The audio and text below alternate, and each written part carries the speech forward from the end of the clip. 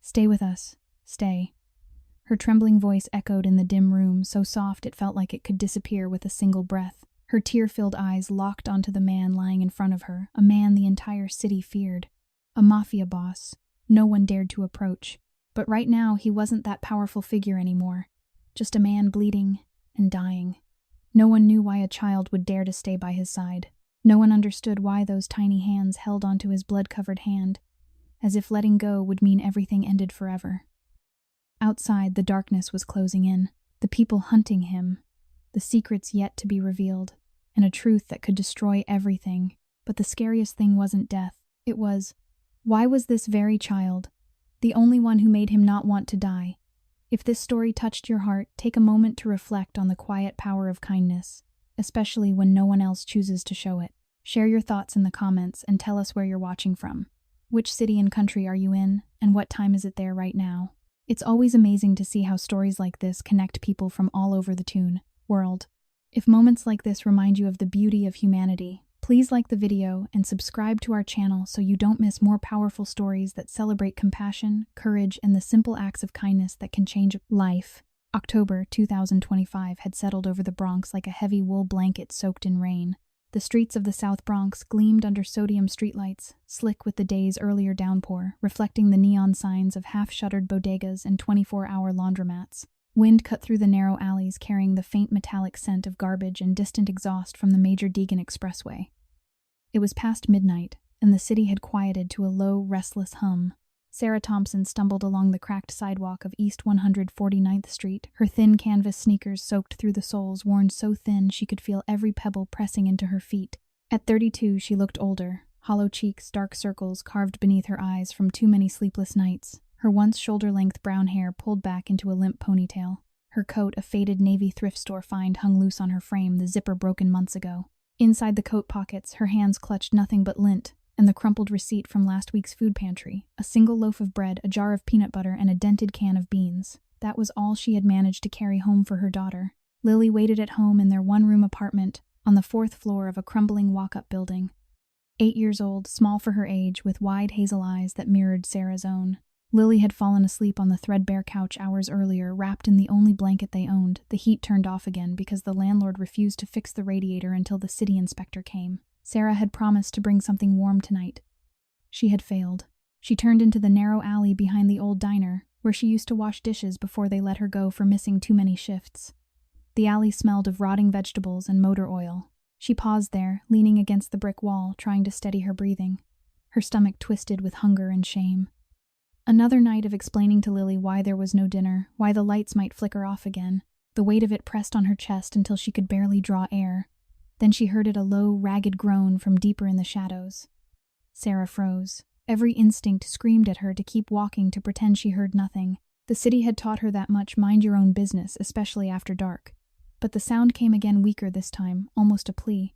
She took one step forward, then another, her heart hammering against her ribs. There, slumped against a dumpster, sat a man. Blood darkened the front of his expensive charcoal overcoat, spreading in a slow, wet bloom across his white dress shirt. His face was pale, fair-skinned, square-jawed, the kind of face that belonged on magazine covers or courtroom steps rather than this filthy alley. Dark hair streaked with premature silver at the temples fell across his forehead. He was breathing shallowly, one hand pressed to his side, the other limp at his side. Sarah's knees nearly buckled. She should run, call 911 from the payphone on the corner, if it still worked, and disappear. But his eyes opened, locking onto hers. They were steel gray, sharp, with pain yet strangely calm, as if he had expected death and found it inconvenient rather than terrifying. "Help," he rasped, the word barely audible over the distant siren wail. Sarah's mouth went dry. She glanced back toward the street. No one. Just the wind rattling empty bottles and the flicker of a broken security light. Her mind raced Lily at home, cold and hungry. If she got involved in whatever this was, she might never make it back. Yet something in his gaze held her. Not threat. Not command, just raw human need. She stepped closer. "You're hurt bad," she whispered, voice trembling. I can call someone. No police." His voice was low-cultured, carrying the faint cadence of someone born in Brooklyn, but polished by years elsewhere. "Please." Sarah's hands shook as she knelt beside him. Up close, she saw the quality of his clothes, the wool overcoat tailored perfectly, the leather shoes still shining despite the blood. A gold watch glinted on his wrist. expensive enough to pay her rent for a year. The contrast hit her like a slap. His world of quiet power, her world of endless scraping. She felt small, exposed, ridiculous for even being here. "I'm Sarah," she said softly, more to steady herself than him. "What's your name, Vincent?" he managed. "Vinny. Russo." The name meant nothing to her then. Later she would learn it carried weight in certain circles, weight that could crush or protect. For now he was just a bleeding man who needed help. She tore a strip from the hem of her own coat, already ragged, and pressed it against the wound in his side. He hissed in pain but didn't pull away. Blood soaked through the fabric, almost instantly warm and sticky on her fingers. Sarah fought nausea, fought the urge to run. "Why no hospital?" she asked, voice small. "Too many questions," he said through clenched teeth. "Too many people waiting to finish the job." Her stomach lurched. This wasn't a random mugging. This was something bigger, something dangerous. Yet she couldn't leave him. Not like this. "Can you walk?" she asked. "Maybe. With help." Sarah slipped her arm under his shoulders. He was heavier than he looked, solid muscle beneath the fine clothes. She staggered under his weight as he rose, leaning hard against her. Pain flashed across his face, but he bit it back. They moved slowly out of the alley, step by agonizing step. Sarah's legs burned, her lungs ached from cold air and fear. Every shadow seemed to hide a threat. She kept glancing over her shoulder, expecting headlights, expecting men with guns. They reached her building. The front door hung crooked on its hinges. The buzzer hadn't worked in years. Sarah fumbled with her key hands, slick with blood and rain. Inside, the stairwell smelled of mildew and old cooking grease. 4 flights. She counted each step, whispering encouragement to Vinny, as if he were Lily. "You're doing good," she murmured. "Just a little more." He didn't answer, but his grip on the railing tightened. At the 4th floor, she unlocked her door with shaking fingers. The apartment was dark, lit only by the streetlight filtering through thin curtains. Lily stirred on the couch, blinking sleepily. "Mommy," Sarah's heart cracked. "It's okay, baby. Go back to sleep." But Lily sat up, eyes widening at the sight of the stranger, leaning on her mother. "Who's that?" "A friend who needs help," Sarah said, voice cracking. She guided Vinny to the only chair, a rickety kitchen chair salvaged from the curb, and eased him down. He exhaled sharply as he sat face ashen. Sarah turned on the single bulb overhead. The room looked even worse in the light-peeling wallpaper mattress on the floor in the corner for Lily, a hot plate with 1 working burner dishes stacked in the sink because there was no money for soap. Poverty laid bare, humiliating in its nakedness. Vinny's gaze swept the room slowly. Something flickered in his eyes, not pity exactly, but recognition. Guilt, perhaps. Remorse that had lived inside him for years, gnawing quietly now, rising sharp and hot. Sarah busied herself fetching the first aid kit, a cheap plastic box from the dollar store. She cleaned the wound as best she could with rubbing alcohol that stung her own scraped knuckles. Vinny watched her silent jaw tight. "Why are you doing this?" he asked, finally voice rough. Sarah paused, cloth in hand. "Because no one should die alone in an alley." He looked at her, then really looked. At the thinness of her wrists, the tremor in her hands, the quiet courage in her tired eyes. Something inside him shifted, violent and sudden. A surge of protectiveness so fierce it stole his breath. Not romantic, not desire. Something deeper, paternal, primal. He saw Lily curled on the couch, small and trusting, and the image tore at him. He had built an empire on fear and loyalty, yet here was a child who needed nothing more than warmth and safety, things he had the power to give, things he had denied others through his choices. Guilt crashed over him like a wave. Remorse for every decision that had led to nights like this, for every family left broken in the wake of his world. He clenched his fists, nails digging into palms. He wanted to speak, to promise something, but the words choked him. Sarah finished bandaging him, stepping back. "You need rest. The couch." "It's not much, but no," Vinny said quietly. "You've done enough. More than enough." He reached into his coat pocket with his good hand and pulled out a thick money clip. He peeled off several $100 bills, crisp new, and set them on the scarred table. Sarah stared. "I can't take that." "You already have," he said. "You saved my life tonight." Tears stung her eyes, tears of exhaustion, fear, confusion. She shook her head. "I don't want charity. I just wanted to help." Vinny's throat tightened. "It's not charity. It's gratitude." He looked at Lily again. The girl had fallen back asleep, thumb near her mouth, innocent in a world that had already been unkind. Vinny felt it then, the fierce consuming need to shield her. To shield them both. Not out of debt, out of something awakening inside him, something he thought long dead. Outside tires screeched on the wet street below. Headlights swept across the window. Vinny tensed. "They're looking for me," he said softly. Sarah's heart pounded.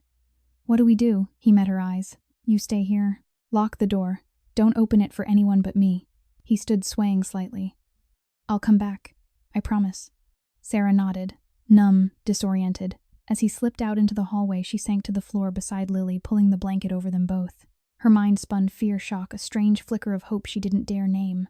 In the stairwell, Vinny paused, hand on the railing. The pain in his side was nothing compared to the storm inside his chest. He had spent decades building walls of power and control. Tonight, those walls cracked.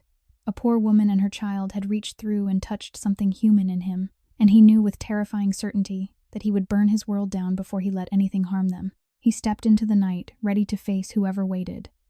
But his thoughts stayed behind with the small family in the cold apartment above. The stairwell light flickered once, twice, then steadied into a sickly yellow glow that made every crack in the plaster look deeper, every stain more permanent. Sarah sat on the floor with her back against the couch, knees drawn to her chest, arms wrapped around Lily as though the small body could anchor her to something solid. The money clip still lay on the kitchen table, 5 crisp $100 bills fanned out like a hand of cards she didn't know how to play. She hadn't touched them. Not yet. Lily breathed evenly against her shoulder, already asleep again, small fingers curled into the worn fleece of Sarah's sweater. Sarah stared at the closed door, listening to the building settle around her, distant coughing from the apartment below, the low groan of pipes, the occasional shout muffled by walls. Every sound felt like a warning. She kept seeing Vinny's face in the alley, pale, composed even in pain, and the way his gray eyes had softened when they landed on Lily. That softening had frightened her more than the blood. Minutes stretched into an hour, maybe 2. Sarah's legs had gone numb from the cold linoleum, but she didn't move. She couldn't. Moving would mean deciding what came next, and she had no strength left for decisions. A soft knock came, 3 measured taps, deliberate, not the impatient pounding of a landlord or a debt collector. Sarah's heart slammed against her ribs. She eased Lily down gently, tucking the blanket higher, then crept to the door on stocking feet. She pressed her eye to the peephole. The hallway bulb was out again, but she could make out the broad silhouette, the expensive overcoat now buttoned over the bandaged wound. She hesitated, palm flat against the wood. Every reasonable voice in her head screamed to stay silent. But another voice, smaller, hungrier, the one that had once believed in second chances, whispered that he had promised to come back. She opened the door, a crack chain still on. Vinny stood there, rain-darkened hair plastered to his forehead, breathing a little too carefully. Behind him, the hallway was empty. "May I come in?" His voice was low, almost gentle. Sarah swallowed. "You're bleeding again. A little. It's nothing." She studied him another long moment, then slid the chain free and stepped aside. He entered slowly, favoring his left side. The apartment seemed to shrink around him. His presence filled the small space, the way wealth fills silence, quiet, undeniable. Sarah closed the door and locked it, 3 locks, each click loud in her ears. Vinny glanced at the table, saw the untouched money, and something flickered across his features. Regret, perhaps, or recognition. He didn't comment on it. Instead, he lowered himself carefully onto the kitchen chair again, exhaling through his teeth. Sarah stayed near the door, arms crossed tight over her chest. "You said you'd come back. You didn't say when. I didn't want to wait until morning." He met her eyes. "They're still looking. Who men who think I owe them something?" A dry, humorless smile touched his mouth. "They're wrong." Sarah felt the floor tilt under her. She gripped the edge of the counter to steady herself. "And you brought that here to my daughter." The words came out sharper than she intended. Vinny's expression changed, sharp guilt slicing through the calm mask. "I made sure no one followed," he said quietly. "I wouldn't put her in danger." Sarah laughed once, a small, broken sound. "You think danger waits for an invitation in this neighborhood?" He didn't answer right away. His gaze drifted to the sleeping girl on the couch, then back to Sarah. When he spoke again, his voice was rougher, layered with something raw. "I grew up 3 blocks from here," he said. "Same walk-ups, same cold radiators, same landlords who counted every dime. I know what it costs to survive." Sarah's throat tightened. She wanted to believe the gentleness in his tone, but trust had been beaten out of her long ago. "Then why are you here, really?" Vinny looked down at his hands, large, scarred, expensive watch catching the dim light. "Because tonight you could have walked away. You didn't.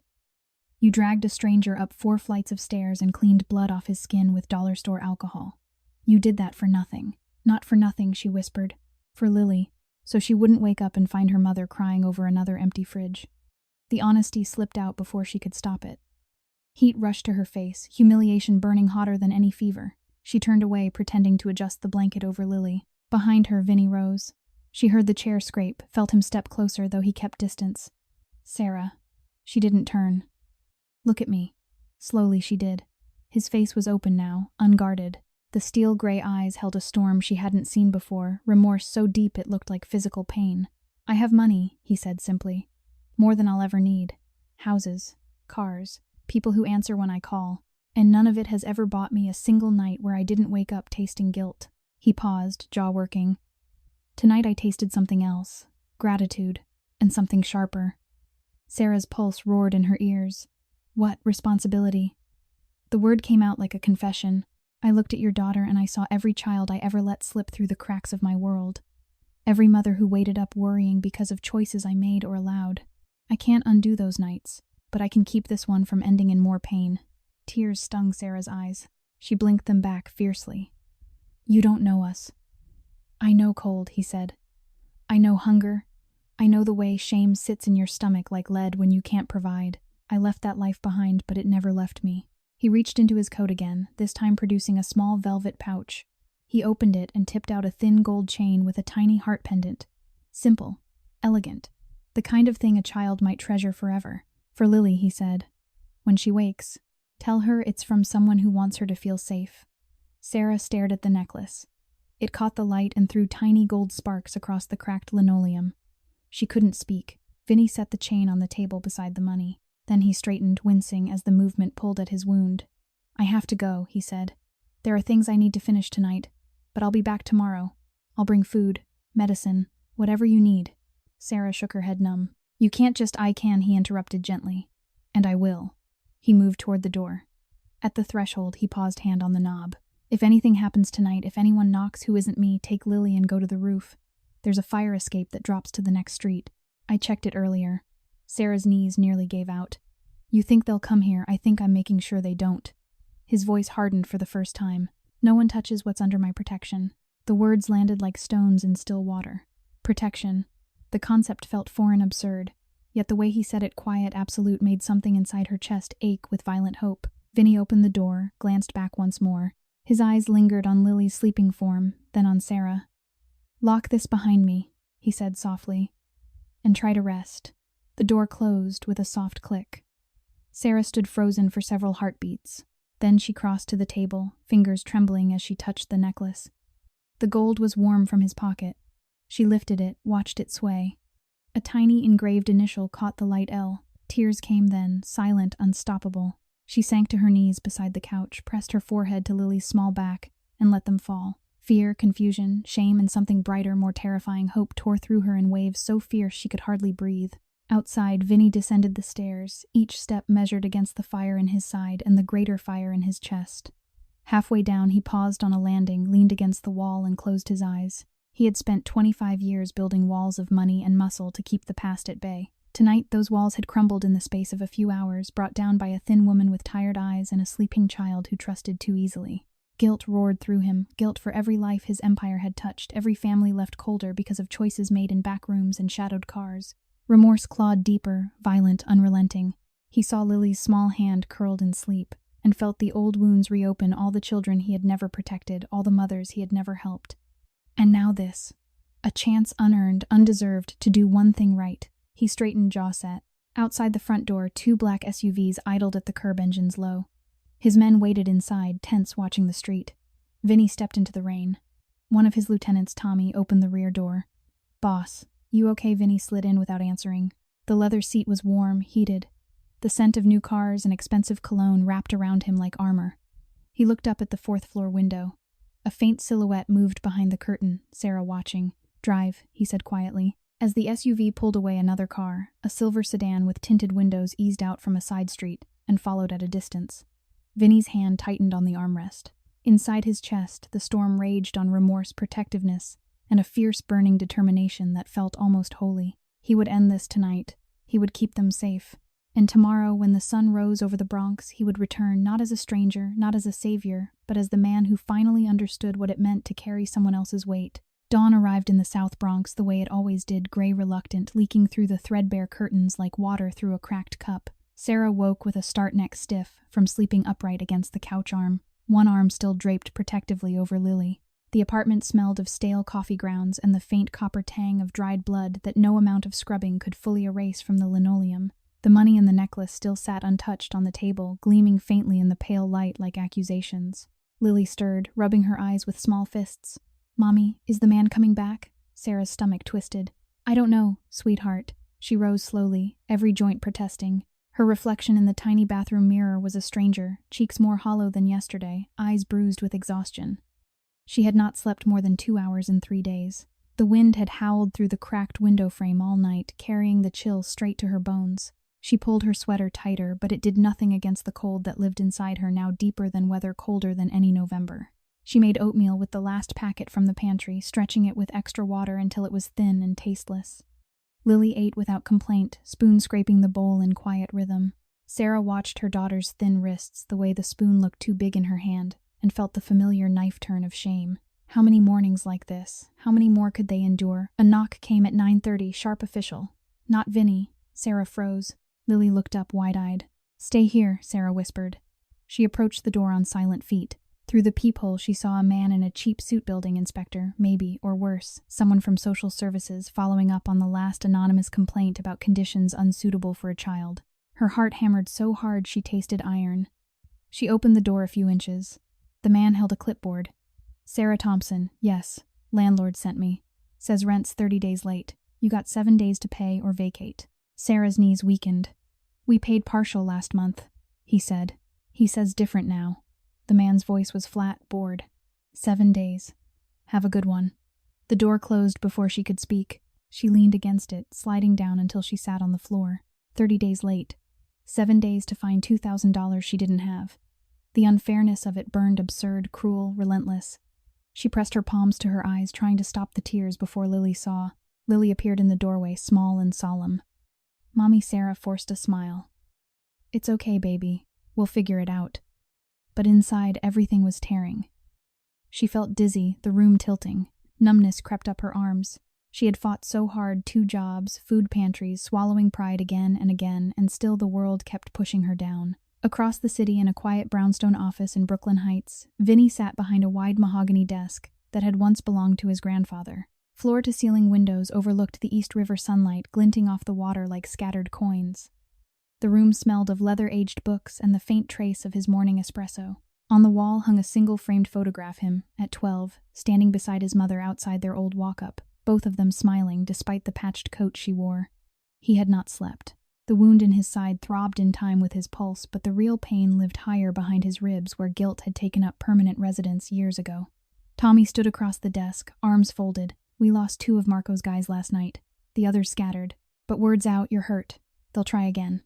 Vinny nodded once. "Let them." He stood, moving to the window. Below, the city moved in orderly chaos. Yellow cabs, delivery trucks, people hurrying to lives that did not include blood-soaked alleys or frightened children sleeping on couches. "I need you to do something for me," Vinny said quietly. Tommy waited.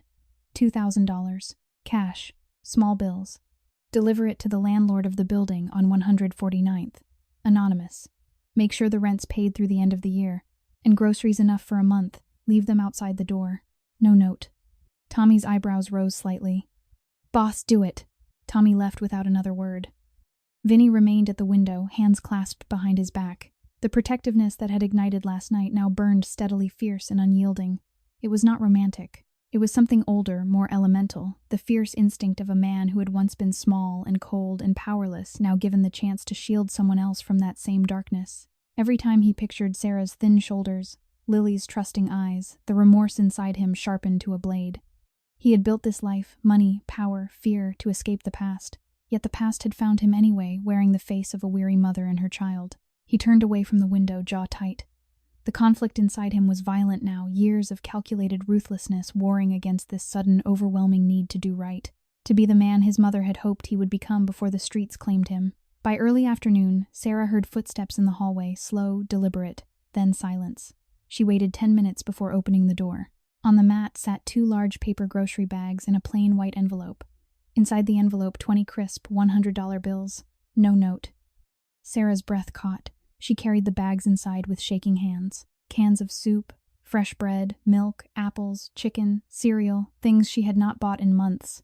She set them on the counter and stared, tears blurring her vision. Lily peeked over the edge. "Is that from the man?" Sarah nodded, unable to speak. She sank into the chair, head in her hands. Gratitude and terror collided inside her, violent, disorienting. Who was this stranger who could summon food and money with a single command?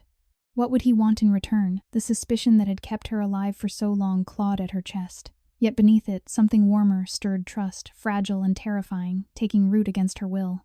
Outside on a side street 2 blocks away, Vinny's black SUV idled in the shadow of a warehouse. He watched through tinted glass as 3 men in dark jackets approached Marco's soldiers, moving with the cocky assurance of men who thought they had the upper hand.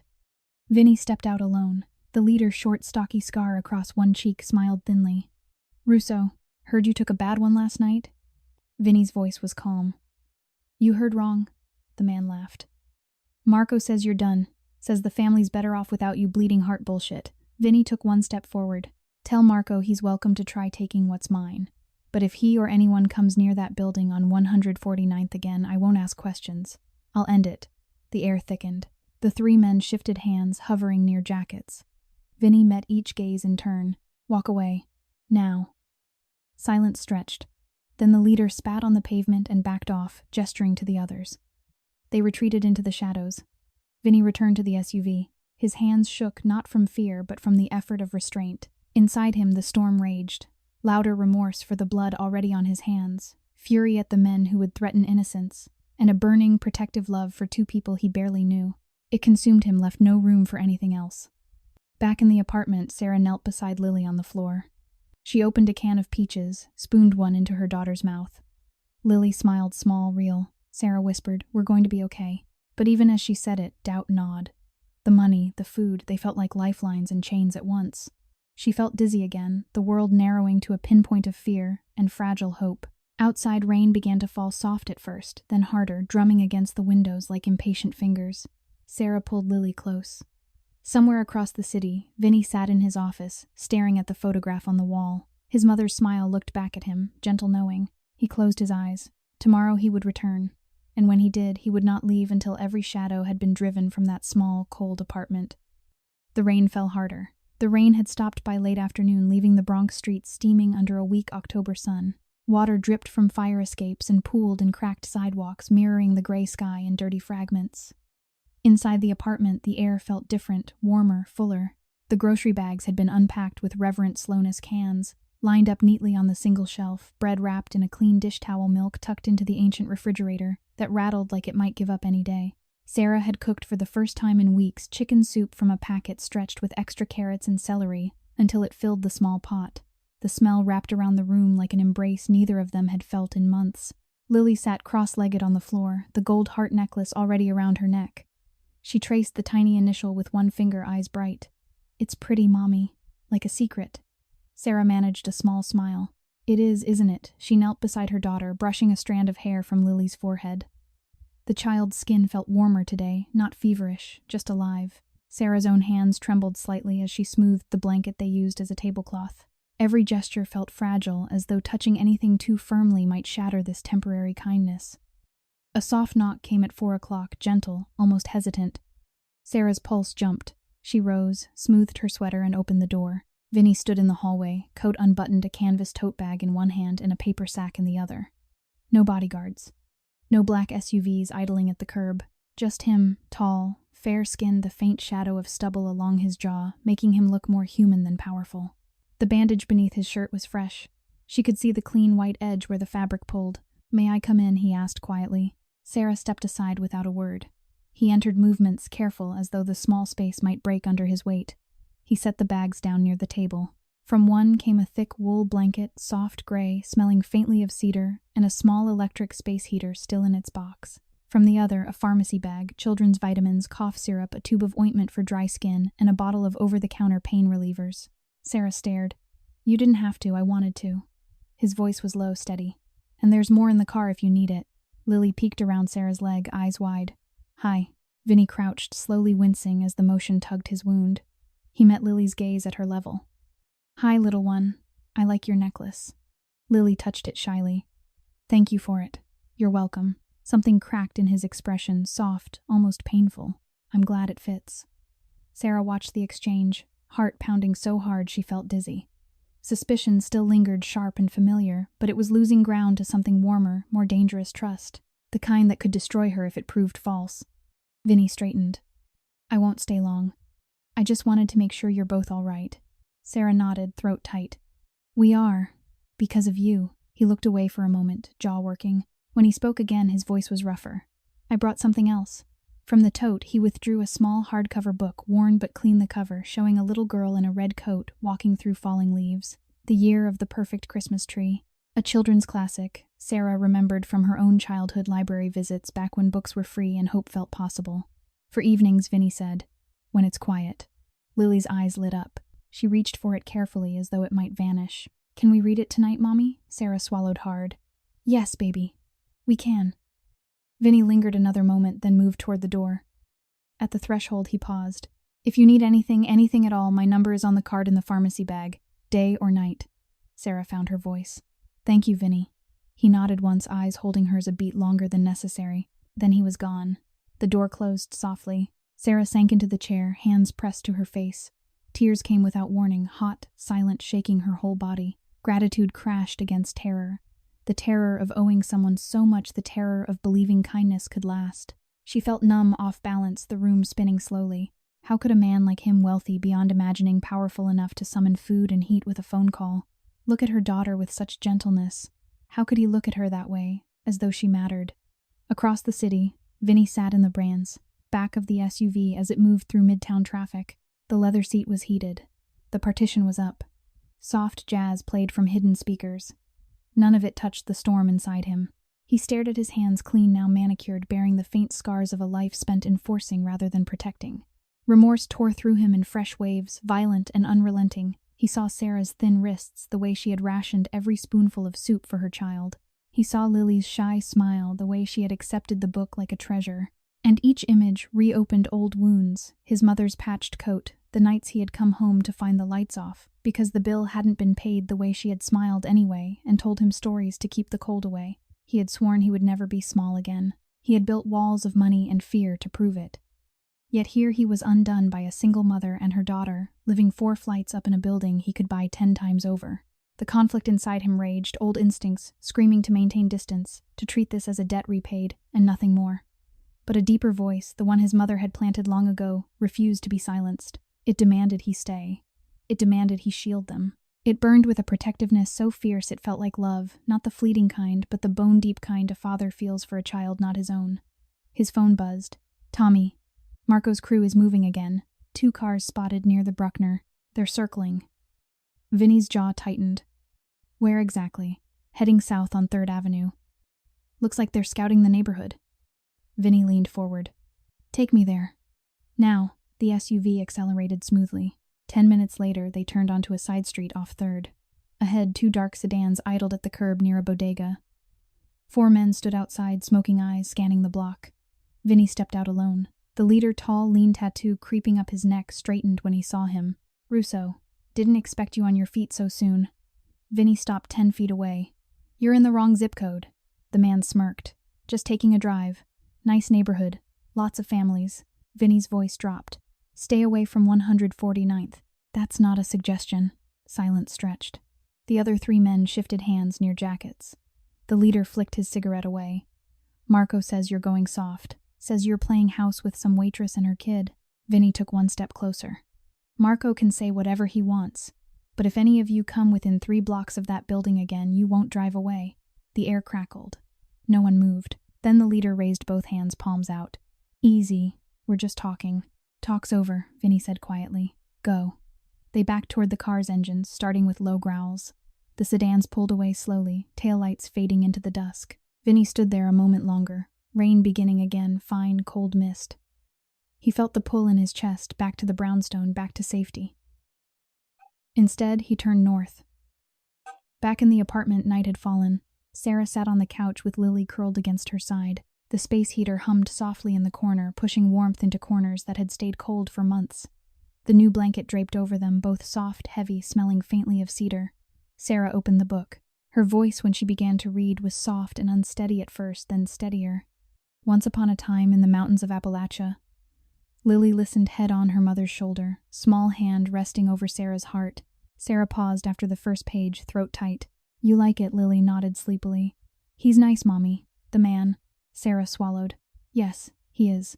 Outside footsteps climbed the stairs, slow, deliberate. Sarah tensed. A soft knock. She rose, heart pounding, and opened the door. Vinny stood there, coat damp with mist eyes, shadowed but calm. "I just needed to see you were safe," he said quietly. Sarah stepped aside. "Come in." He entered, dripping slightly on the mat. Lily looked up from the couch, smiling sleepily. Vinny crouched again. "Good story," Lily nodded. "Mommy's reading it." Vinny's gaze lifted to Sarah. In the dim light, his eyes held everything: remorse, protectiveness, a fierce and burning need to keep this small world whole. Sarah met his gaze. Suspicion had faded. In its place rose something overwhelming, almost painful in its intensity. Trust, attachment, the beginning of belief that kindness could endure. She whispered, "Stay a little while." Vinny nodded once. He sat on the floor beside the couch, expensive coat, forgotten, powerful man reduced to quiet listener, as Sarah continued reading. The heater hummed. Rain tapped the window, and for the first time in years, the apartment held warmth that had nothing to do with money. Inside Vinny, the storm quieted just for a moment. The remorse remained, but so did the healing. Small, fragile, real. Night fell fast over the South Bronx, the kind of October darkness that pressed against windows like a living thing. Streetlights buzzed overhead, casting long, jittery shadows across cracked pavement. Inside the apartment, the space heater glowed orange in the corner, pushing fragile warmth into the room. The new blanket lay folded at the foot of the couch. The children's book rested on the small table beside an empty soup bowl. Lily had fallen asleep an hour earlier, cheek pressed to Sarah's thigh, small breaths steady and trusting. Sarah sat motionless, staring at the door. The quiet felt too loud, too peaceful after so many years of scraping survival. Every creak of the building settling made her flinch.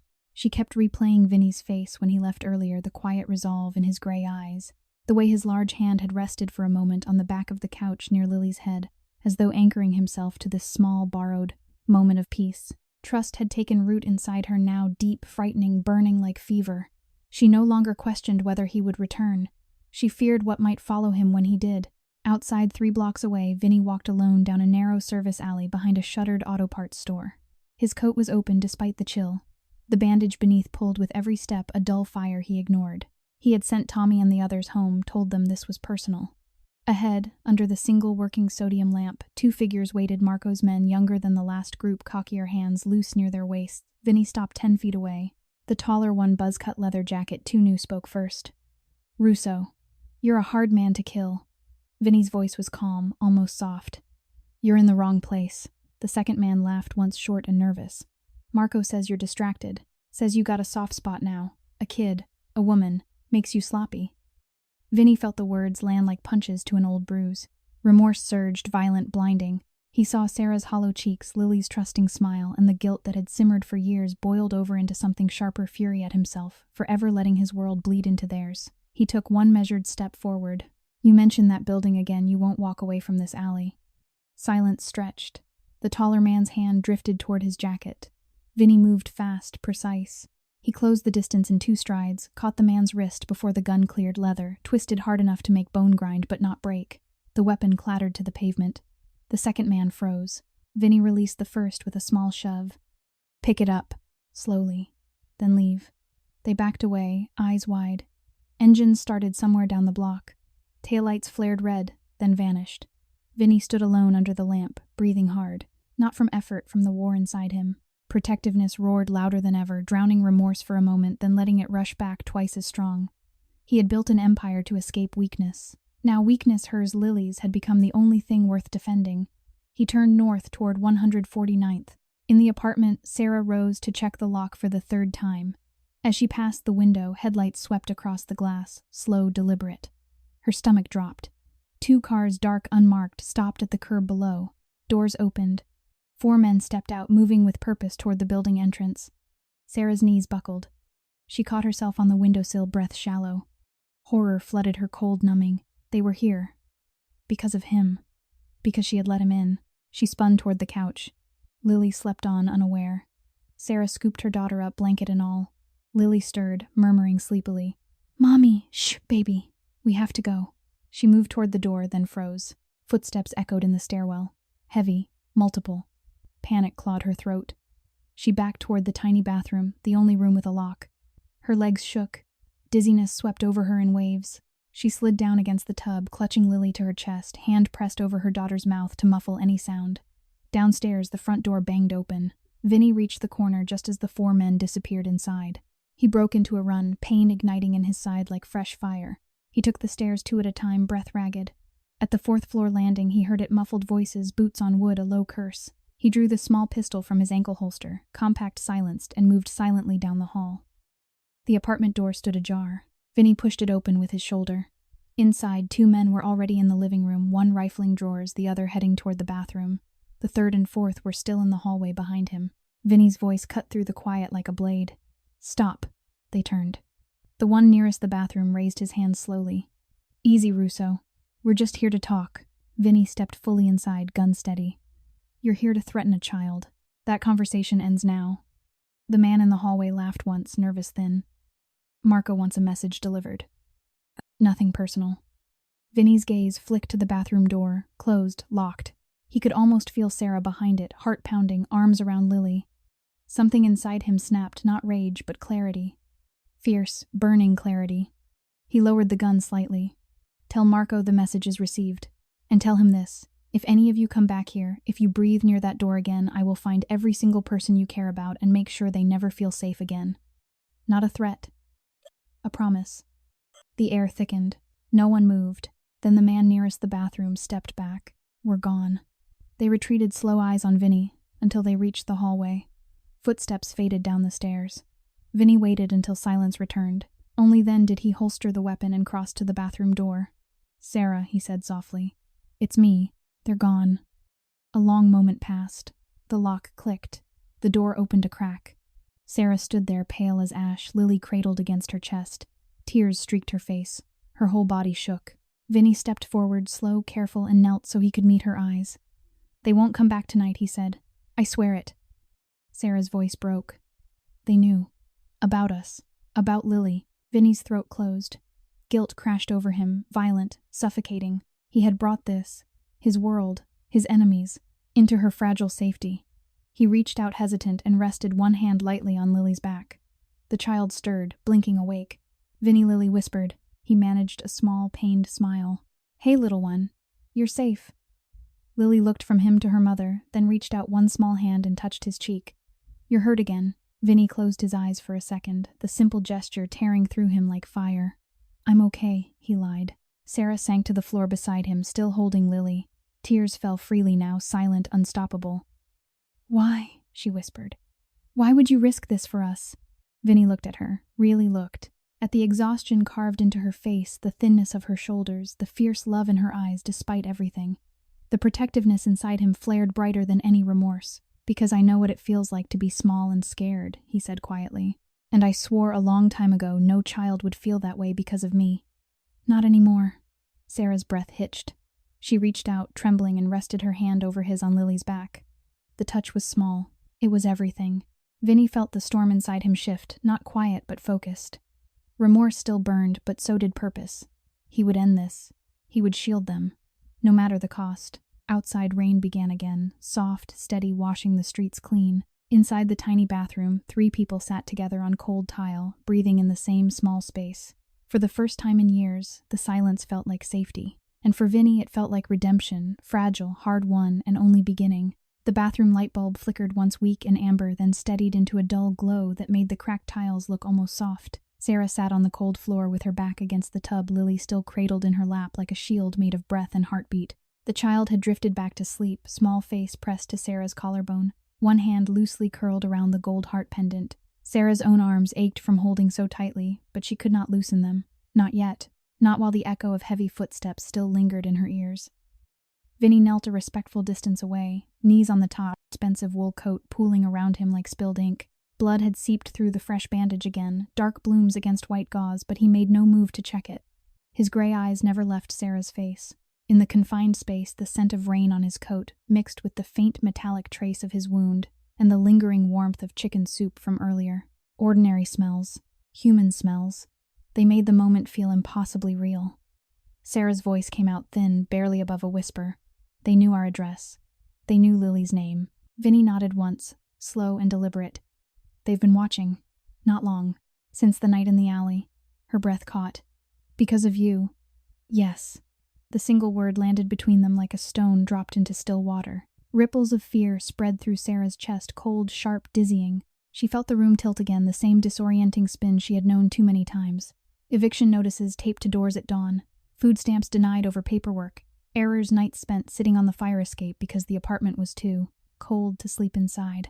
Unfairness had become her constant companion. Now it wore a new face, 4 men in dark jackets, the threat of violence so close she could still taste it. She looked down at Lily's peaceful face and felt something crack inside her, something deeper than fear. "I can't keep her safe," she whispered. "I never could. And now they know where we are." Vinny leaned forward slightly, careful not to crowd her. "They won't come back tonight. And after tonight, they won't come back at all." Sarah lifted her gaze to his. Tears stood bright in her eyes, unshed. "How can you promise that? Because I'm ending it." His voice was low, steady, but beneath the calm lay a current of something raw.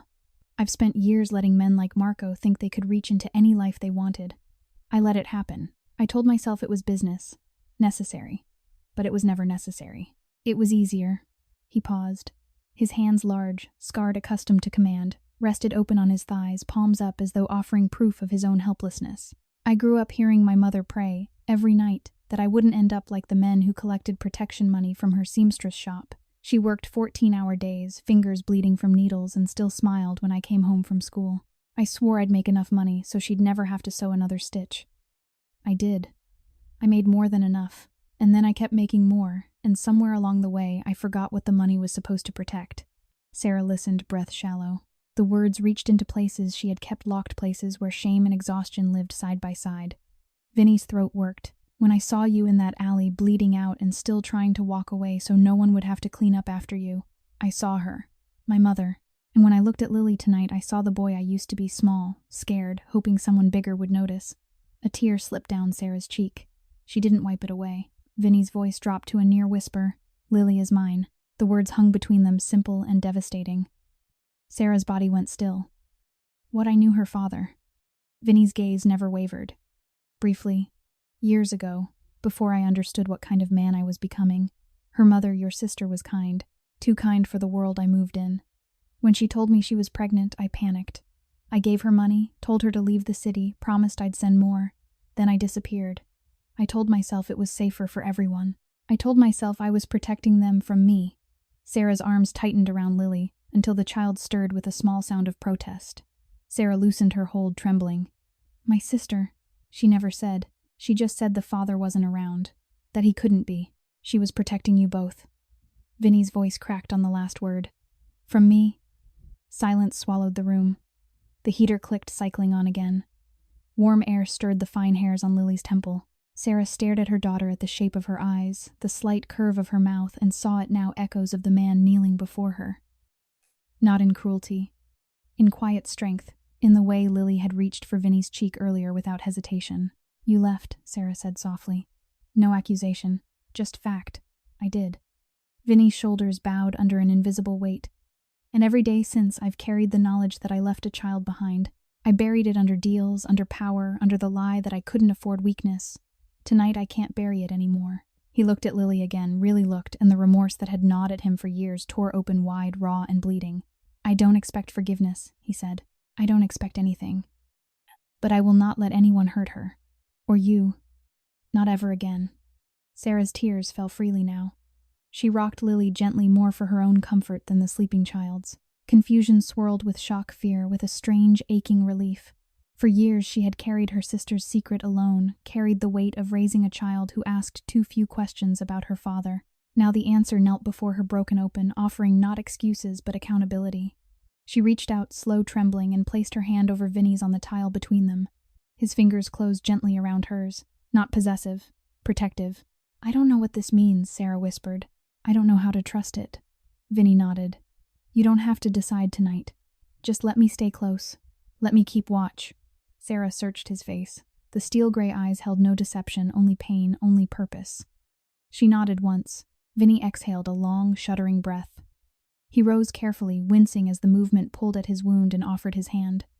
Sarah took it. He helped her stand, steadying her when her knees threatened to buckle. Together they moved back into the living room.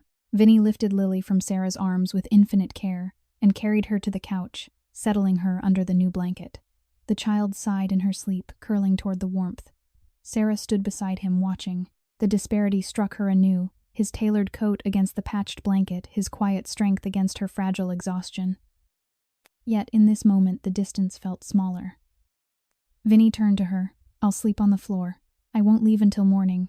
Sarah shook her head. "The couch. It's more comfortable." He almost smiled, small-pained. "I've slept on worse." She hesitated, then nodded. Vinny removed his coat, folded it neatly, and set it aside. Beneath the dress shirt, the bandage showed fresh red. Sarah's breath caught. "You need to change that," she said softly. "In a minute." He sat on the couch's edge, elbows on knees, head bowed. Sarah moved to the kitchen, wet a clean dish towel with warm water from the kettle, and returned. Without asking, she knelt before him and began to unbutton his shirt just enough to reach the bandage. Vinny tensed, then forced himself still. Her fingers, thin, calloused from years of scrubbing dishes and folding laundry, worked carefully. When the old gauze came away, the wound looked angry but no longer bleeding freely. She cleaned it with gentle strokes, reapplied fresh gauze from the pharmacy bag. Vinny watched her the entire time. When she finished, he caught her wrist lightly, reverently, and pressed her palm to his chest over his heart. "Thank you," he whispered. Sarah felt the steady beat beneath her hand, strong, alive. Tears rose again. She leaned forward until her forehead rested against his shoulder. Vinny's arms came around her slowly, careful as though she might shatter. They stayed like that, two exhausted people holding on in a cold apartment that suddenly felt less empty. Outside, the city hummed on sirens, distant rain soft against the window. Inside, something deeper than trust took root, attachment, fierce and burning, the beginning of family forged not by blood alone but by choice. Vinny closed his eyes against the storm still raging in his chest, remorse, protectiveness, love, and for the first time in years let himself feel it all without running. Morning would come soon enough, and when it did he would be ready. Morning light filtered through the thin curtains in hesitant slivers, pale and uncertain, the way October sun often arrived in the South Bronx, promising warmth but delivering only a reminder of how cold the night had been. Sarah woke first, body stiff from sleeping, half sitting on the couch with Lily curled against her ribs. The space heater still hummed in the corner, its orange glow the only steady thing in the room. Vinny lay on the floor beside them, coat folded beneath his head like a makeshift pillow, one arm draped across his eyes. His breathing was deep and even, but even in sleep the faint lines of pain etched deeper around his mouth. Sarah watched him for a long moment. The sight of this powerful man, tailored clothes, rumpled, expensive watch, glinting dully on his wrist, stretched out on her cracked linoleum floor, felt like a dream she was afraid to believe in. Her own body ached hunger that never quite left exhaustion that had settled into her bones years ago, the constant low hum of cold that no blanket could fully banish. Last night's revelation still rang in her ears. "Lily is mine," and with it came a fresh wave of confusion, terror, and something dangerously close to hope. She eased herself up carefully, not wanting to wake either of them. In the tiny kitchenette, she filled the kettle movements automatic practiced. The water took forever to heat on the single working burner. While she waited, she opened the last cabinet, 3 mismatched plates, 2 chipped mugs, a half-empty box of saltine crackers. Poverty laid bare again, humiliating in its nakedness. She pressed her forehead to the cabinet door and closed her eyes against the sting of tears. A soft sound from the hallway made her freeze. Not the stairwell. Not the front door.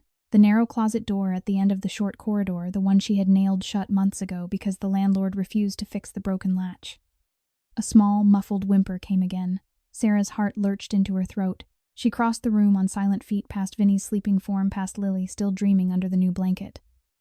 Her hand trembled as she touched the closet doorknob. The nail she had driven in held, but the wood around it had splintered further overnight. She worked the nail free with shaking fingers. The door creaked open an inch. Inside, pressed against the back wall, amid empty hangers and a single winter coat, too thin for real cold, sat 2 small boys, 5 years old, identical, except for the way one tilted his head slightly to the left. Thin arms wrapped around each other, faces pale, eyes wide and watchful. They had not spoken in months, not since the last social worker visit that ended with threats of removal if conditions didn't improve. Sarah had hidden them here whenever the knock came, whispering stories through the crack until the danger passed. She fed them scraps, sang to them in the dark, told herself it was temporary. Temporary had stretched into years. The twins looked up at her, now silent, trusting in the way only children who have known too much fear can trust. Sarah's knees gave out. She sank to the floor in the doorway, arms open. The boys crawled forward slowly, careful, hesitant, then pressed themselves against her, small bodies trembling. She held them tight, rocking gently, tears falling into their dark hair. Vinny stirred at the sound. He sat up slowly, wincing eyes, finding Sarah in the dim hallway. When he saw the twins, something in his expression shattered quietly, completely. He rose without a word and crossed to them. Sarah looked up, face wet, voice barely audible. "My sister's boys," she whispered. "My nephews. I've been keeping them hidden. The landlord, the city, they would take them if they knew how we live." Vinny knelt beside her. One of the twins, the smaller one, the one who always clung tighter, turned his head slightly and stared at Vinny with wide, solemn eyes. No fear. Just recognition, as though some deep part of him remembered a face from dreams or stories. Vinny reached out, slow, careful, and brushed a strand of hair from the boy's forehead. The child did not flinch. Sarah's voice cracked. "They don't talk much. Not anymore. Too many nights cold. Too many days hungry. I tried so hard." Vinny's throat worked. He looked at the boys, thin wrists, hollow cheeks, the same haunted quiet he had seen in too many children during his years on the streets, and remorse surged through him like a blade twisting deeper than any bullet wound. "I should have known," he said hoarsely. "I should have asked. I should have seen." Sarah shook her head. "You couldn't have." But the words felt hollow. Inside her, everything tore wider grief for the years she had carried a lone terror that this fragile safety might vanish, and a fierce, burning gratitude toward the man who had already risked everything to stand here now. Vinny looked at her, really looked, and the protectiveness that had been growing inside him since the alley reached a new searing intensity. 4 children, 4 small lives depending on a woman who had been carrying the weight alone for too long. He spoke softly to the twins. "I'm here now. You're safe." The smaller boy, the one who had stared longest, moved then. Slowly, deliberately, he reached out one small hand and placed it flat against Vinny's chest over the bandaged wound. His lips parted. A sound came soft, broken, almost lost in the hum of the heater. "Dada." The word hung in the air, fragile as glass. Vinny froze. Sarah's breath stopped. The boy repeated it clearer this time, though still faint. "Dada." His twin echoed it. A heartbeat later, small voice trembling but sure. "Dada." Sarah covered her mouth with one hand, tears streaming. Vinny's eyes filled sudden, unstoppable. He gathered both boys into his arms, careful of his injury, and held them against his chest. They pressed close, small hands, clutching his shirt faces buried in the crook of his neck. Vinny closed his eyes, shoulders shaking with silent sobs. The remorse that had haunted him for years, the guilt of abandonment of choices made in the name of power, crashed over him in waves so violent he could barely breathe.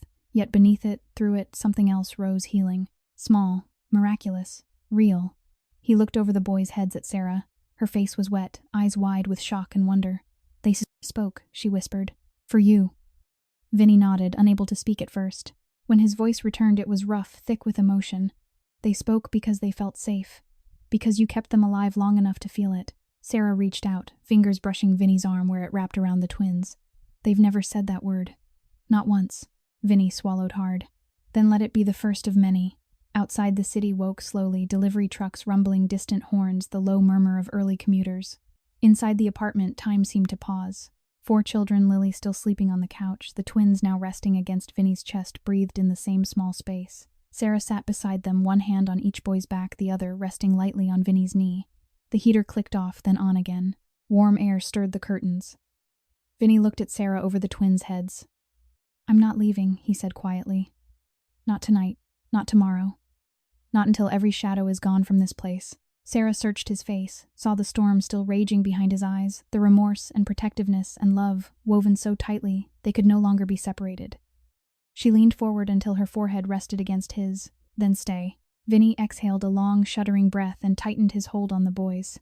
In that moment of quiet stillness, the apartment felt less like a place of survival and more like the beginning of home.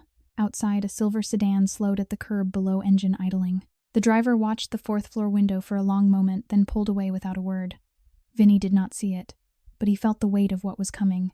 And for the first time he welcomed the fight, not for power, not for territory, but for the 4 small lives sleeping and breathing around him. The sun climbed higher. Light spilled across the floor in golden bars, and the healing, slow, painful, profound continued. The afternoon sun slanted through the apartment windows in thin, dusty bars, turning floating motes into fleeting sparks of gold. Inside, the small family moved in careful rhythm, Lily reading aloud from the picture book in a soft, halting voice, the twins sitting cross-legged on the new blanket heads tilted toward her as though the story itself could keep the cold. At bay, Sarah stood at the kitchenette counter, slicing apples with the only sharp knife she owned, a small paring blade dulled from years of use. Each cut was deliberate, economical. She divided one apple into 8 pieces so every child could have 2. The fruit was crisp red, expensive in a way she had almost forgotten fruit could be. Vinny had brought the bag that morning before leaving quietly without fanfare, along with fresh milk, eggs, and a small carton of orange juice that now sat in the rattling refrigerator like a promise. Sarah paused, mid-slice, knife trembling slightly. The ordinary act of preparing food felt almost obscene in its gentleness after so many years of rationing crumbs. Her reflection in the small window above the sink showed a woman she barely recognized, cheeks less hollow, eyes brighter, yet still shadowed by the weight of too many nights, spent shivering under thin blankets while wind howled through. Cracked frames, the disparity pressed against her ribs, Vinny's world of heated cars and endless resources against hers of peeling paint and eviction notices. Gratitude warred with terror inside her gratitude for the warmth terror that it could vanish as quickly as it had arrived. Vinny had left at noon with a single sentence, "I have to finish this today." His voice had been calm, but his eyes, those steel-gray eyes, had burned with something final. Now the clock on the wall ticked past 3. Each minute stretched longer than the last. Across the city in a shadowed warehouse near the Hunts Point produce market, Vinny stood alone under a single hanging bulb. Crates of oranges and crates of something far less innocent lined the walls. Marco Vitali waited at the far end, flanked by 3 men who kept their hands visible but close to their jackets. Marco was lean, sharp-featured, dressed in a charcoal suit that cost more than Sarah's yearly rent. He smiled, thin, practiced. "Vinny Russo," Marco said, spreading his hands. "The man who used to run this city, now playing house in the Bronx. Times change." Vinny did not smile. "This ends today." Marco laughed once, short, mirthless. "You think you can walk away. After everything, the family doesn't let go that easy." Vinny took one step forward. "I'm not asking permission." The air thickened. Marco's men shifted. Vinny spoke again, voice low and even. "You sent men to a woman's apartment. To children. You crossed a line that doesn't get uncrossed." Marco's smile faded. "Business, Vinny. You taught me that. No sentiment. No weakness. I was wrong." The admission came out rough, torn from somewhere deep. I spent years telling myself the same lie. That power meant safety. That control meant protection. I was wrong about all of it. Marco studied him. "So what now? You going to beg?" Vinny shook his head. "I'm going to give you a choice. Walk away from this life, take what you've earned, disappear, start over somewhere the family can't reach. Or stay, and I will make sure every door closes on you. Not with bullets, with silence. With money moved, alliances shifted whispers in the right ears. You'll wake up one morning and find you're nobody, and you'll stay nobody." Marco's face hardened. "You think you still have that kind of pull? I know I do." One of Marco's men moved subtle, reaching inside his jacket. Vinny's hand flashed to his side, pistol drawn in a single fluid motion barrel, steady but pointed at the floor. "Don't," he said quietly. The man froze. Marco raised a hand. "Easy." Vinny kept the gun low. "I don't want blood today. Not here. Not anymore. But if you force my hand, I will end this the old way. And then I'll spend the rest of my life making sure no one ever threatens those children again." Silence stretched long taut. Marco's eyes narrowed. "You're serious. Deadly." Another beat. Then Marco exhaled a long, defeated sound. "Fine. I'm out. But if you ever try to come after me, I won't," Vinny said. "You have my word." Marco stared at him another moment, then nodded once. "You've changed." Vinny's voice was soft. "I hope so." Marco turned. His men followed. Engine started outside. Tires crunched over gravel. Then silence. Vinny stood alone under the bulb for a long minute. The gun felt heavy in his hand, heavier than it ever had. He holstered it slowly, shoulders sagging under a weight no one else could see. Remorse surged again, violent, unrelenting. He had spent decades building this world of fear and favor. Now he had dismantled one small piece of it, not with violence, but with the promise of mercy. Mercy he had never shown before. Mercy he had learned from watching Sarah ration apples, from hearing the twins whisper data, from feeling Lily's small hand trust his cheek. He left the warehouse without looking back. When he returned to the apartment, dusk had settled, soft purple light bleeding through the curtains. Sarah opened the door before he knocked. Her eyes searched, his face anxious, hopeful. Vinny stepped inside. The twins looked up from their blanket fort on the floor. Lily paused mid-sentence in her reading. All 4 children watched him with the same quiet trust. Sarah's voice was small. "Is it over?" Vinny nodded. "It's over." She exhaled a shaky, trembling sound and crossed to him. Without hesitation, she wrapped her arms around his waist, careful of the wound, and pressed her cheek to his chest. Vinny's arms came around her slowly, reverently. He rested his chin on the top of her head and closed his eyes. The children watched, quiet still. After a long moment, Sarah pulled back just enough to look up at him. Tears stood in her eyes again. You didn't have to do that alone. I did, he said softly. But I'm not alone anymore. She reached up, brushed her fingers along his jaw. Thank you. Vinny caught her hand and pressed a kiss to her palm, gentle, chaste, full of everything he could not yet say. He looked past her to the children. All of you. Thank you. Lily climbed to her feet and ran to him, hugging his legs. The twins followed, small hands clutching his pants. Vinny knelt slowly, wincing, and gathered them close. 4 small bodies pressed against him, warm and trusting. Sarah stood beside them, hand resting on Vinny's shoulder. Outside the city continued its restless song sirens, distant traffic steady. Inside, the apartment held a stillness deeper than silence. Redemption, fragile and hard-won, breathed in the space between them. Vinny looked up at Sarah over the children's heads. I'm staying, he said quietly. For good. Sarah's tears fell, then silent, grateful. She nodded, and in that quiet moment, with 4 children safe in his arms, and a woman who had once had nothing, now holding everything, the last of the old walls inside, Vinny finally crumbled. Not with noise, but with love. The apartment felt almost too quiet after the storm of the previous days. Late afternoon light pooled on the floor in soft rectangles, warming the new blanket where the twins lay curled together like parentheses around a shared secret. Lily sat nearby, turning the pages of the picture book, slowly whispering the words to herself as though practicing for an audience of one. Sarah moved between the kitchenette and the small living space with a tentative lightness she had not known in years, pouring orange juice into mismatched cups, cutting the last of the apples into careful slices, wiping the counter with a tarandar, cloth that still smelled faintly of soap instead of mildew. Vinny sat on the edge of the couch, elbows on knees, watching them all, with the stillness of a man who had finally found something worth guarding. His coat hung over the back of a chair. The bandage beneath his shirt was fresh, changed that morning by Sarah's careful hands. The wound still pulled when he moved, but the deeper ache, the one that had lived behind his ribs for decades, had quieted to something bearable, almost peaceful. He had spent the morning on the phone in low tones, arranging the final pieces accounts, frozen messages sent through trusted channels, quiet meetings canceled. Marco was gone, truly gone, suitcase-packed flight booked to a city far enough away that the family's reach would feel like legend rather than threat. Vinny had kept his word. No pursuit, no retribution, only silence. Sarah glanced at him from the counter, a small, uncertain smile touching her lips. You look tired. I am, he admitted. But it's a good tired. She crossed to him, offering a cup of juice. Their fingers brushed as he took it. The touch lingered, brief electric grounding. Thank you, she whispered, for all of it. Vinny set the cup aside, untouched, and caught her hand gently. You don't need to thank me. You saved me first. She shook her head, eyes bright. We saved each other. The twins stirred one of them, murmuring something soft and unintelligible. Lily looked up from her book. They're waking up. Vinny smiled, a real one, small and unguarded, and rose to kneel beside the blanket fort. The boys blinked up at him, sleepy but bright-eyed. The smaller one reached out immediately, small fingers curling into Vinny's sleeve. Dada, he said again, clearer now, proud of the word. Vinny's throat closed. He gathered both boys close, pressing kisses to the tops of their heads. That's right, he murmured.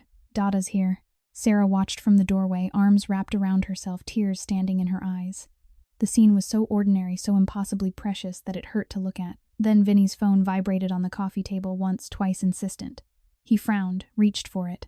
The screen showed a number he knew too well, his consigliere Polly the Book Moretti. The man who had stood beside him for 23 years. The man who had carried his mother's rosary to the hospital when she was dying. The man Vinny trusted with every secret, every account, every name. Vinny answered. Polly. A pause. Then Polly's voice calm, almost gentle. You need to see something, Vinny. Meet me. Alone. The old lot on Southern Boulevard. 30 minutes. Vinny's stomach tightened. What is it? You'll want to see it yourself. The line went dead. Vinny stared at the phone for a long moment. Sarah watched his face change color, draining jaw setting hard. What's wrong? She asked softly. Vinny stood slowly. I have to go out for a little while. Her hand reached for his sleeve. Vinny, I'll be back before dark, he said. Lock the door. Don't open it for anyone but me. She searched his eyes. Fear flickered there, old fear, the kind that had kept her alive on the streets. But beneath it lay trust deep and burning, now fierce enough to hurt. Promise, she whispered. He cupped her cheek with one hand. I promise. He kissed her forehead, soft, lingering, then bent to kiss each child in turn. Lily hugged his neck. The twins clung until he gently disentangled their small fingers. Then he was gone. The lot on Southern Boulevard was empty, except for a single black sedan parked under a broken street lamp. Weeds pushed through cracked asphalt. Graffiti covered the chain-link fence in faded loops of color. Polly leaned against the hood, arms folded, face unreadable in the fading light. Vinny approached slowly. "Talk."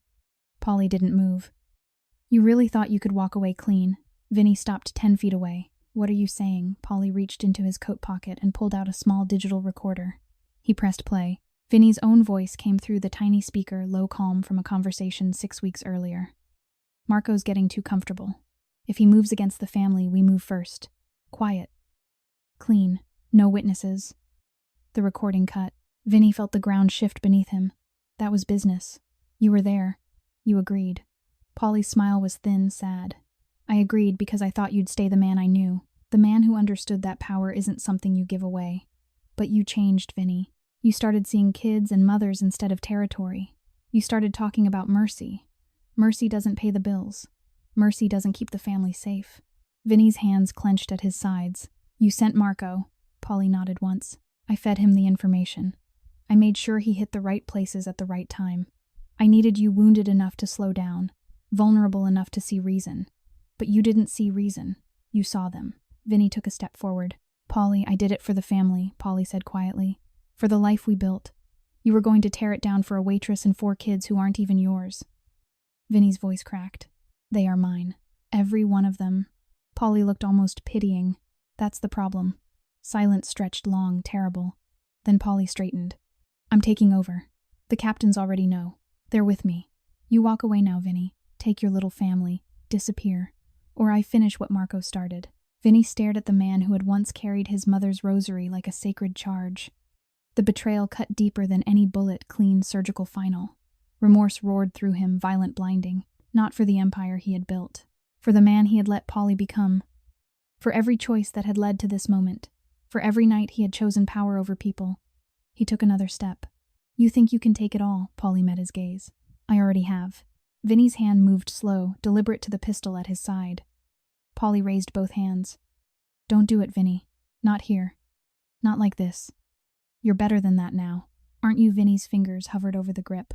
The old instinct screamed, "End it, end him, protect what's yours." But the new voice, the one Sarah had awakened, the one the children had named, spoke louder. He lowered his hand.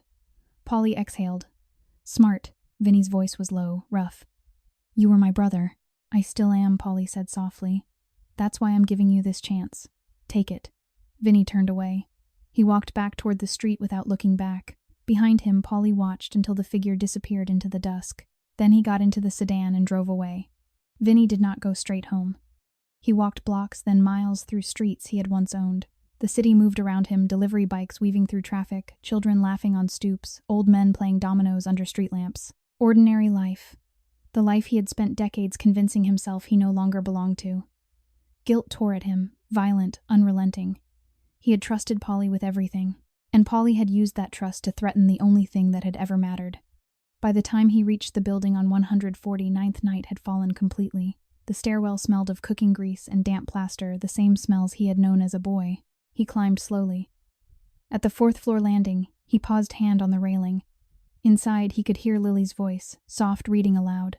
The twins' quiet laughter, Sarah's gentle murmur of encouragement. Vinny leaned his forehead against the wall and closed his eyes. Everything inside him hurt remorse, so deep it felt like drowning. Protectiveness so fierce it burned love, so overwhelming it left no room for anything else. He straightened. He knocked 3 soft taps.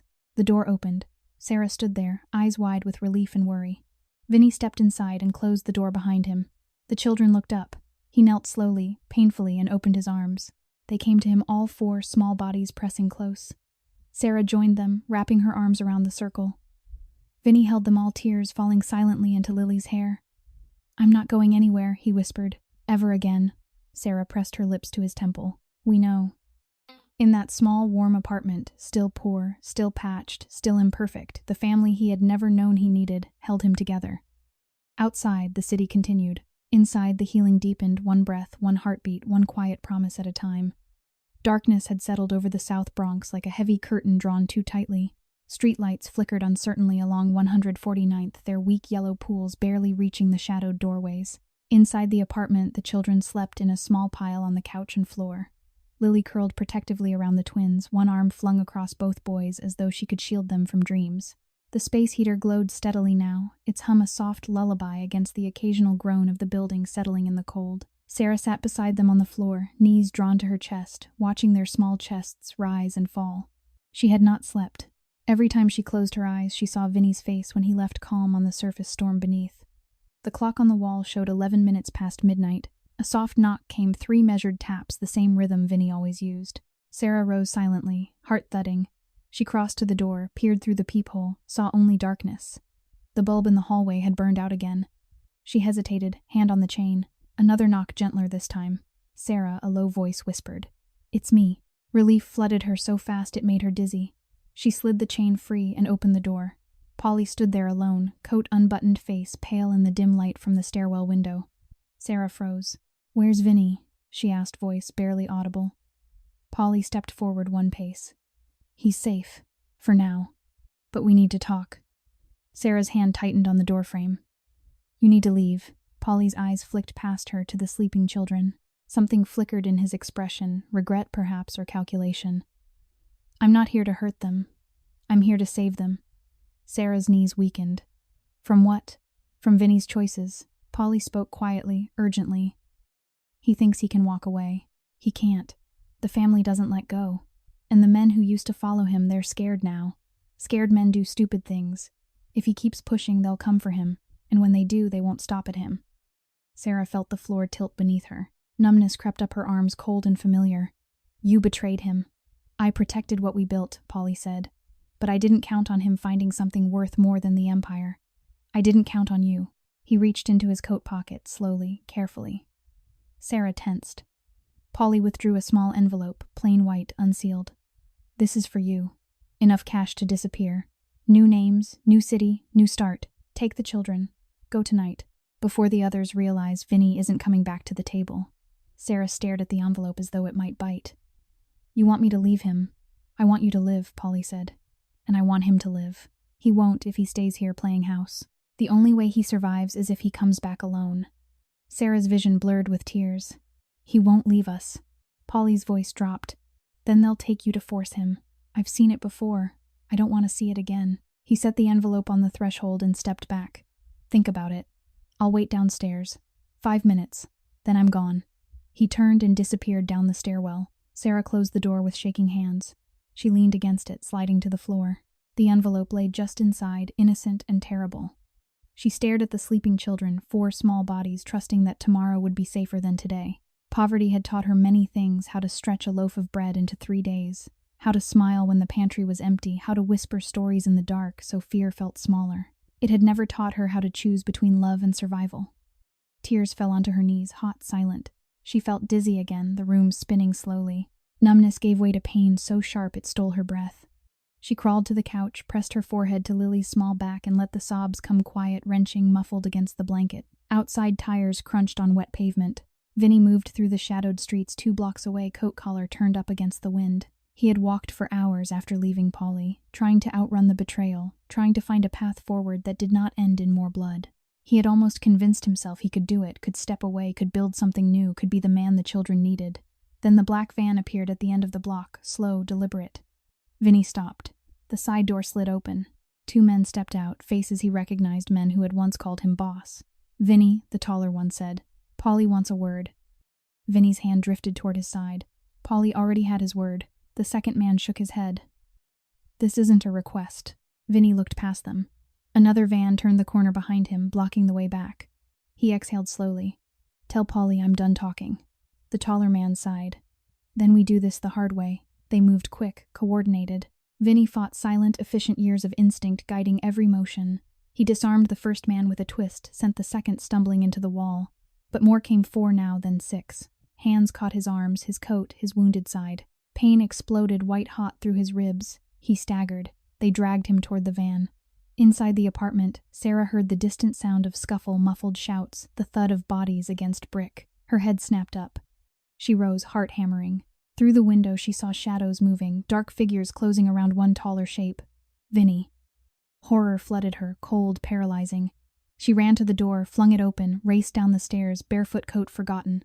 The street outside was chaos, men circling Vinny in the center, blood darkening his shirt again. He fought like a man with nothing left to lose. Sarah screamed his name. He turned eyes, finding hers across the distance. One of the men grabbed her arm, rough bruising. Vinny roared, a sound torn from his soul. He broke free, lunged toward her. A gunshot cracked, sharp, deafening. Vinny stumbled, hand pressed to his chest. Sarah screamed again, raw, broken. The twins and Lily appeared at the doorway above, small faces pale with terror. The smaller twin, the one who had first spoken, ran down the stairs, bare feet slapping concrete straight into the fray. Dada, he threw himself at Vinny's legs. The men froze, momentarily stunned. Vinny dropped to his knees, shielding the boy with his body. Blood soaked through his fingers. The child clung tighter. Dada. Love. No hurt. The words small, clear, perfect cut through the night like light through fog. Vinny looked down at the boy, tears mixing with blood on his face. I love you too, he whispered.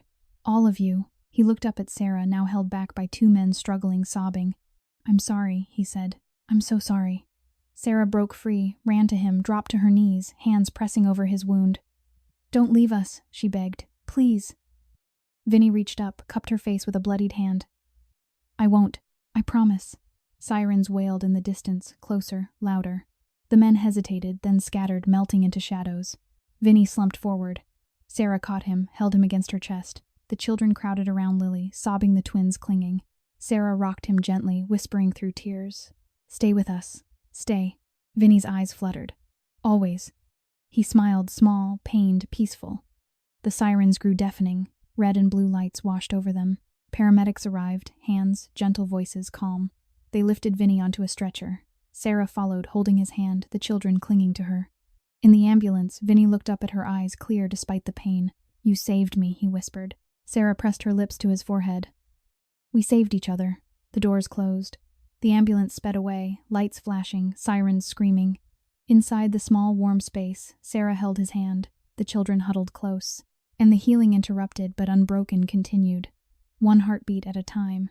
The hospital corridor smelled of antiseptic and quiet hope. Pale fluorescent lights buzzed overhead, casting long, steady shadows across the linoleum. Sarah sat on a hard plastic chair outside the recovery room, knees pressed together, hands clasped so tightly her knuckles showed white. Lily slept against her side head on Sarah's shoulder, small fingers still clutching the gold heart pendant. The twins lay curled in the double stroller the nurses had brought, borrowed from the pediatric ward, breathing softly in unison. Their faces looked peaceful now, the terror of the night before, smoothed away by exhaustion, and the gentle rhythm of machines beeping behind closed doors. Vinny had been in surgery for 5 hours and 27 minutes. Sarah counted each minute in her head because counting kept the panic from swallowing her whole. Every time a nurse passed, her heart leapt, fear and hope colliding so violently she felt dizzy, nauseous, the same disorienting spin she had known on too many cold nights, when the heat was cut and wind slipped through the window frames like fingers. But this time the cold was inside her chest, not outside. This time the fear had a name, Vinny. She looked down at the children. Lily's cheek was still tear-streaked. The twins' small hands rested on each other's arms as though even in sleep they needed to know the other was there. Poverty had carved lines into their lives, thin wrists, hollow cheeks, the habit of flinching at sudden noises. But tonight those lines felt softer, less permanent. Because someone had seen them. Someone had fought for them. Someone had bled for them. The double doors at the end of the corridor swung open. A doctor, tall, graying surgical cap still tied, loosely approached. Sarah stood so quickly the chair scraped loudly against the floor. He's stable, the doctor said immediately. The bullet missed the major arteries. He lost a lot of blood, but he's strong. He's asking for you. Sarah's legs nearly gave out. Relief crashed over her, hot, blinding, so fierce it hurt. She nodded, unable to speak, and followed the doctor. Vinny lay in a private room, tubes and monitors, white sheets, the faint beep of a heart rate that refused to falter. His face was pale, eyes half-lidded, but when he saw Sarah, he managed a small, tired smile. She crossed to the bed, took his hand. His fingers closed around hers, weak but warm. You're here, he whispered. I'm here, she said, voice breaking. We're all here. Vinny's gaze moved past her to the doorway, where Lily now stood holding the stroller, the twins awake and blinking at him with wide eyes. Come here, little ones, he said softly. They came slow at first, then faster. Lily climbed onto the bed's edge carefully. The twins scrambled up with Sarah's help. Vinny opened his arms as wide as the IV lines allowed. They piled against him, small bodies, small hands, small hearts pressing close. Vinny closed his eyes, tears slipping down his temples into the pillow. I almost lost you, he whispered. All of you. Sarah leaned in, forehead resting against his. You didn't. We're here. He looked at each child in turn, Lily's trusting eyes, the twins' quiet wonder, and the remorse that had haunted him for years finally broke open wide, not in pain this time, but in release. I was going to walk away from everything, he said hoarsely. The money, the power, the name.